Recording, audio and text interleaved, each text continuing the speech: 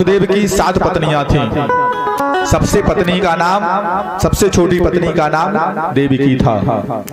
सुखदेव जी कहते हैं, राजन, वृष्णि वंश में एक राजा हुए आहोक, जो मथुरापुरी में राज करते थे।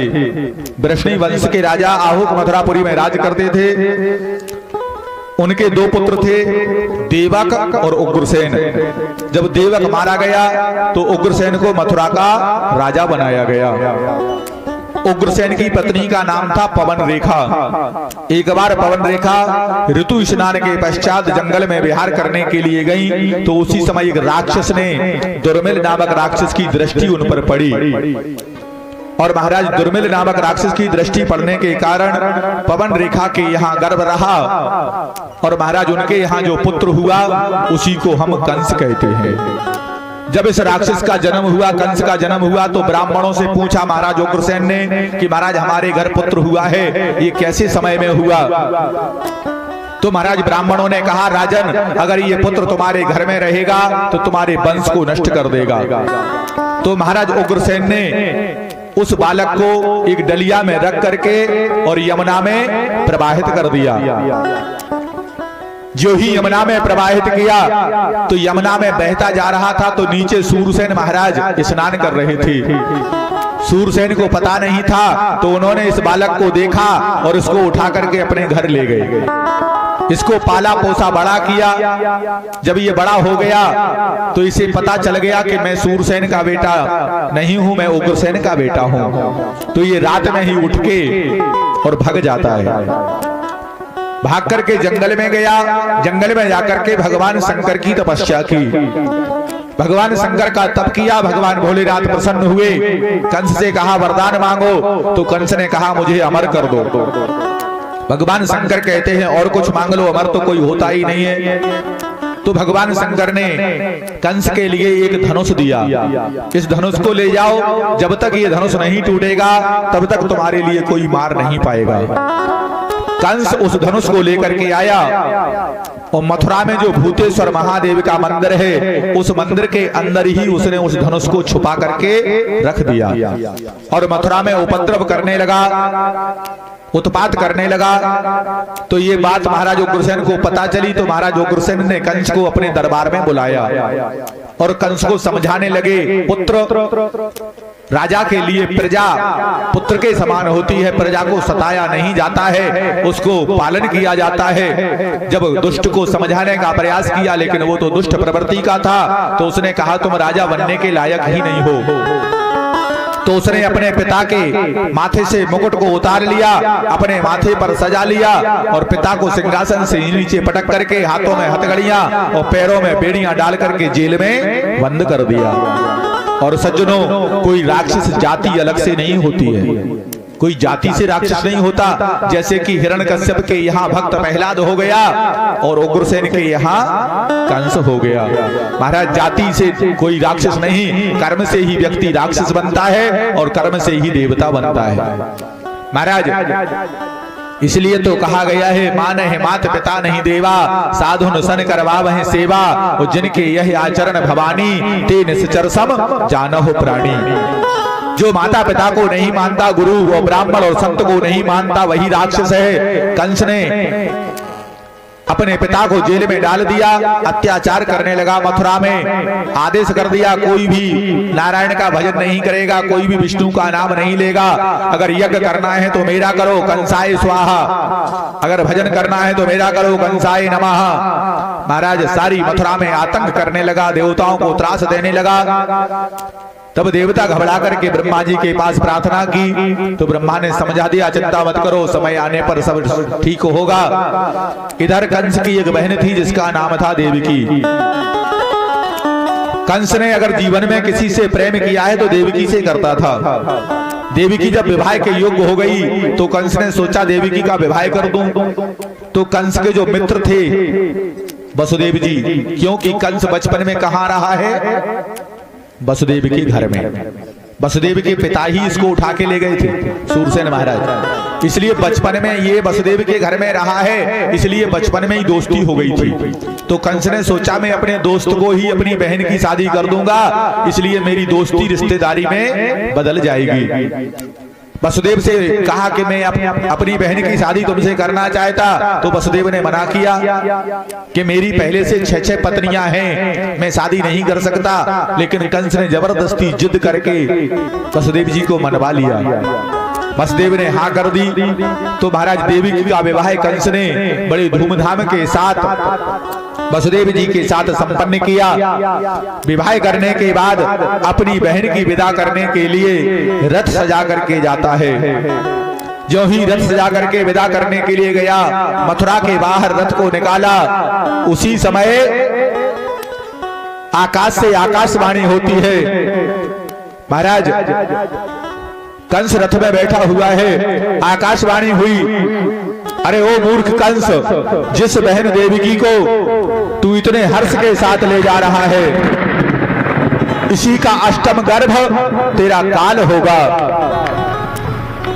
महाराज जो ही आकाशवाणी से सुना तो कंस रथ से नीचे उतर जाता है और मयान से तलवार निकालता है। तलवार निकाल करके देवकी के केसों को पकड़ा रथ से नीचे पटक लेता है और मारने के लिए उद्यत होता है।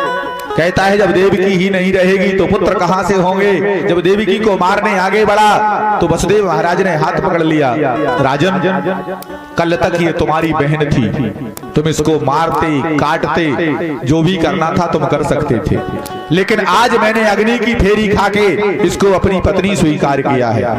अग्नि की साक्षी में इसे पत्नी बनाया है, आज से इसकी रक्षा का कर्तव्य मेरा है। इसलिए बताओ आपको क्या समस्या है। कंस कहता है वसुदेव तुमने नहीं सुना, इसका अष्टम गर्भ मेरा काल है। तो वसुदेव जी कहते हैं इसके पुत्र से भय है कि देवकी से भय है तुम्हें? मैं संकल्प करता हूं कि 1 से लेकर के 8 तक जितने पुत्र होंगे मैं तुमको देता जाऊंगा बचपन में ही। महाराज वसुदेव की बात पर कंस ने भरोसा कर लिया और देवकी को वहीं पर छोड़ करके मथुरा में वापस आ जाता है। वसुदेव जी महाराज अपने घर पहुंच जाते हैं। समय व्यतीत हुआ। सुखदेव जी कहते हैं राजन देवकी के गर्भ से एक सुंदर पुत्र ने जन्म लिया, उसका नाम था कीर्तिमान। उस पुत्र का जब जन्म हुआ तो पुत्र को लेकर के वसुदेव जी महाराज कंस के पास पहुंचे। तो कंस ने जैसे कि उस पहले पुत्र को देखा तो कंस कहने लगा ये तो पहला है, मुझे इससे भय थोड़ी है, मुझे तो 8वें से भय है, इसको वापस ले जाओ। महाराज वापस कर दिया। जो ही वापस किया देवता घबरा गए।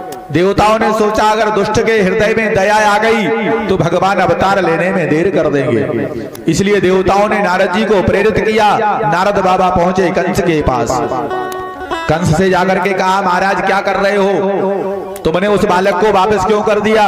बोले महाराज गुरुदेव वो तो पहला बालक है, पहले से भय नहीं है, मुझे तो 8वें से भय है। बोले राजन तुम देवताओं की गिनती नहीं जानते हो।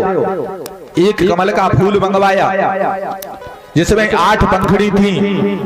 नारद जी ने कहा गिनो, जो ही गिना 1 2 3 4 5 6 7। बोले महाराज ये है 8वीं। बोले अब इस तरफ से गिनो। जब उल्टा गिनवाया तो 1 2 3 4 5 6। बोले जो लास्ट में होगी वो 8वीं होगी। महाराज एक एक करके सारी पंखड़ी छोड़ छोड़ करके गिनवाया, जो पंखड़ी लास्ट में पड़ेगी वो 8वीं पड़ेगी। कंस की बुद्धि भ्रम में पड़ गई। बोले बताओ अब कौन सी है 8वीं? बोले महाराज हर पंखड़ी 8वीं है। बोले इसलिए देवताओं की गिनती का कोई भरोसा नहीं, किधर से गिन रहे हैं। कंस ने तत्काल अपने मंत्रियों को भेजा, जाओ वसुदेव को बुला के लाओ। वसुदेव जी महाराज रास्ते में ही पहुंचे थे पुत्र को लेकर के। दूतों ने जाकर के वसुदेव को लौटा करके लाते हैं। कंस ने उस छोटे से बच्चे के पैर को पकड़ा, आकाश में घुमाया, पत्थर पर मार दिया। एक एक करके उस दुष्ट कंस ने देवकी के 6 पुत्रों की हत्या कर दी। 7वीं बार में लक्ष्मण जी महाराज शेष अवतार माता देवकी के गर्भ में आ जाते हैं। जो ही देवकी के गर्भ में लक्ष्मण जी आए, शेष अवतार आए, तो देवकी का तेज बढ़ गया, माथे का तेज बढ़ गया। ऐसे लगने लगा जैसे कोई सूर्य उदय हो रहा हो देवकी के माथे पर। तो कंस ने जब देवकी को देखा तो सोचने लगा मुझे मारने वाला आ गया है। इतना तेज देवकी का, लगता है मुझे मारने वाला 7वीं बार में ही आ रहा है। तो कंस ने देवकी को पकड़ करके, वसुदेव को पकड़ करके जेल में डाल दिया। हाथों में हथकड़ियां डाल दी, पैरों में बेड़ियां डाल दी, कहीं धोखा ना हो जाए, इसलिए देवकी को जेल में बंद कर देता है। महाराज ज्यों ही देवकी को बंद किया, भगवान ने सोचा ये तो गड़बड़ हो गया। अभी तो मेरी माता बाहर थी, लेकिन अब तो मामा ने जेल में डाल दिया है। कहीं ऐसा ना हो कि कहीं शेष भगवान का अवतार जेल में हो जाए। अगर जेल में अवतार हो गया और कंस ने छेड़ाछाड़ी करी अगर, तो महाराज हम तो माफ कर ही देंगे। वो तो लक्ष्मण जी अवतार हैं, शेष अवतार हैं, वो माफ करने वाले हैं नहीं। हम पहुंच ना पाए ही के पहले वो मामा को काम तमाम कर दें, तो महाराज हम तो अवतार ही ना लेते हैं। इसलिए भगवान ने अपनी योग माया को बुलाया। योग माया को बुलाया, माया से कहा माया एक काम करो। क्या? भगवान कहते हैं गक्ष देवी ब्रजाभद्रे गोप गोपाभिलंकृता रोहिणी वासुदेवस्य भार्या यस्ते नंद गोकुला। भगवान कहते हैं देवी तुम ब्रज में जाओ, और ब्रज में जाके तुम्हें क्या करना है? देवकी जठरे गर्भा, देवकी के गर्भ को उठाओ।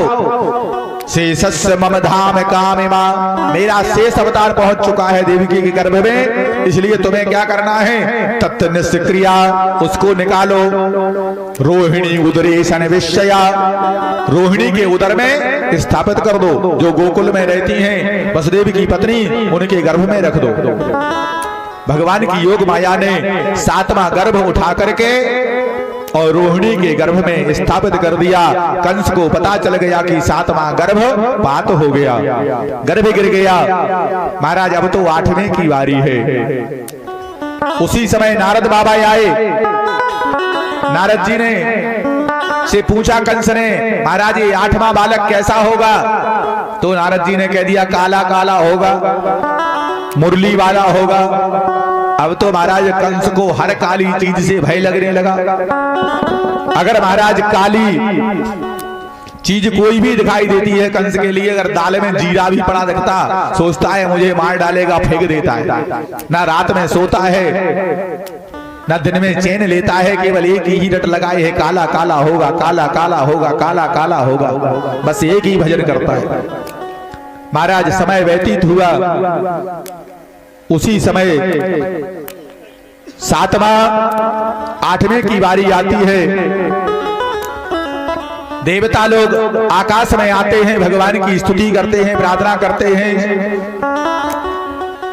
सत्यव्रतम ति सत्यम सत्य यौनि सत्य सत्यस्य सत्यव्रता सत्य नेत्रम सत्यात्मका, सत्य सत्य कह करके देवताओं ने भगवान की प्रार्थना की, स्वागत किया। महाराज कौन कौन चाहता कि भगवान हमारे बीच में पधारे? भगवान का स्वागत करना कौन चाहता? आइए, जो चाहते हैं वह हमारे साथ में भगवान का स्वागत कीजिए। गाइएगा क्या? स्वागतम कृष्णा शरणागतम कृष्णा, स्वागतम कृष्णा शरणागतम कृष्णा, स्वागतम कृष्णा शरणागतम कृष्णा, स्वागतम कृष्णा शरणागतम कृष्णा, स्वागतम कृष्णा शरणागतम कृष्णा।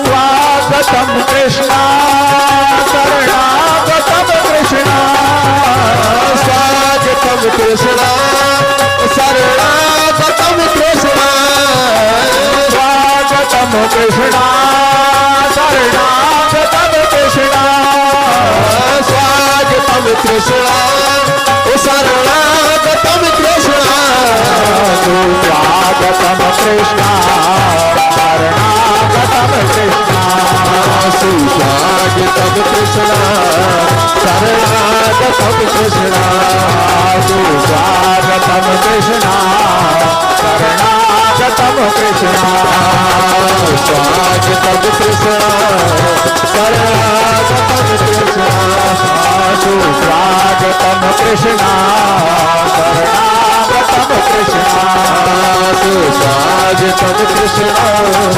शरणागतं कृष्णा